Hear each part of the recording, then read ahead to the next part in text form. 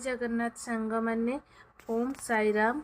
आज हूँ गुरुवार तो मु आज श्री साई सच्चरित बही पारायण करी। मु शिरडी जाइली, शिरडी ए बहीटे आनी तो बहुत दिन मोर आशा थिला मु श्री साई सच्चरित पारायण करी।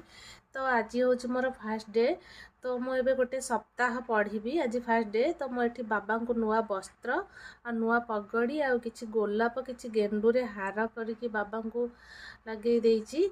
आ एठी मोर अछंती मोर कान्हा, एठी माँ लक्ष्मी, एठी बलभद्र, जगन्नाथ, माँ सुभद्रा, एठी अछंती शिव भोला शंकर आ श्री साई सच्चरित बही, एठी अछंती माँ वैभव लक्ष्मी।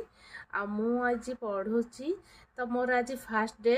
मु किछि मानसिक करी बहुत दिन इच्छा थिला तो मु बहीटे पढ़ी। आज मोर सब इच्छा पूर्ण करिसंती